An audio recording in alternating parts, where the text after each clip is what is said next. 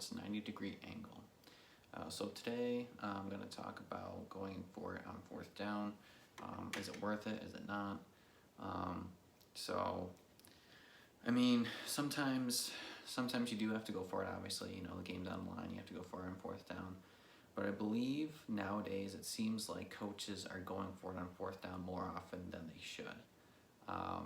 You know, being an Eagles fan, Doug Pederson goes for it on fourth down all the time. And, you know, as a fan, I love it. I love seeing the competitiveness and believing in his team that he can get that first down. But, I mean, it seems like every single year since the 2017 championship for the Eagles, every single year they go for it on fourth down, and just the percentage goes down that they actually get the fourth down. So is it worth it to go on fourth down? It depends on what kind of team you have. If you have a playoff team, you know, I would believe in them. But if you're not, like this year, I would not go for it as much. But that is showing faith in your team that you believe in them to get it. In the playoffs, I saw that Frank Reich went for it on fourth down in the red zone on I think it was on the 4-yard line, and they were up 10-7, and he decides to go for the touchdown instead of the field goal. I didn't think that was a good decision. I think you take the field goal, you go up 13-7, and you know, have a almost touchdown lead going into, I think it was deep into the second quarter, and instead you go for it and you don't get it. So you're only up by a field goal now. And, you know, sometimes it pays off, sometimes it doesn't. But in that instance, it doesn't pay off. And what did they lose by? They lost by a field goal. They would have took the field goal, they would have gone into overtime. That would have given them a better chance. So, you know, I've seen other teams. I saw the Ravens go for it on fourth down, and they actually did convert it and get the touchdown. And I'm sure there's other instances I'm missing as well. But in my opinion, I just think that coaches are being told from upstairs that the analytics is saying go for it. But I think as a coach, got to be like, you know, let's take the points now. Especially if it's early on, take the points, and then later on, if you have to go for it, then you go for it. But early on, you take the points when you can to keep it competitive, or even if you have the lead, extend that lead. So that's my point on that.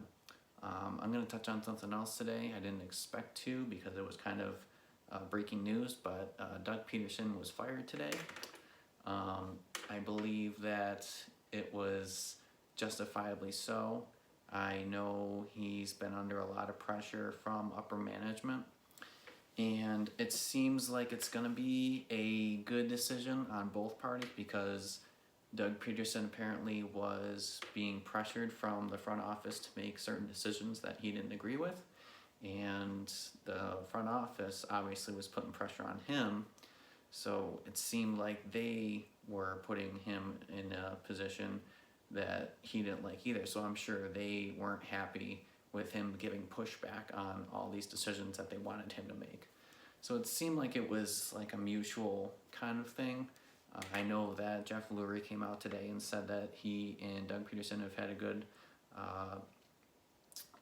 relationship in the past. They've known each other for over 20 years. Doug Pederson played for them back in the late 90s, 99, 98, 99. And a couple years after that, I believe. And he's been on the coaching staff with Andy Reid before Chip Kelly got there. And I believe that Doug Pederson has done a great job, and we thank him for everything he's done for us. But I think it is time to move on. I know that him and the front office didn't get along, and if they're not getting along now, it's better to just part ways now. And I think that there needs to be other moves done in the front office, including Howie Roseman.